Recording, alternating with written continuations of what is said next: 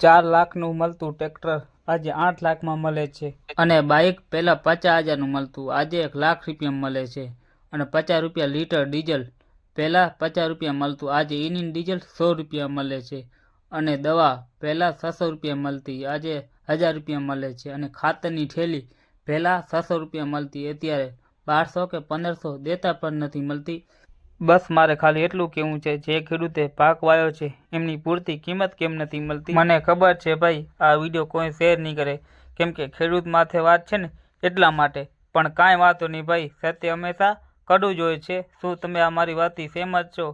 તો આ વિડીયોને શેર કરો। જય જવાન જય કિસાન।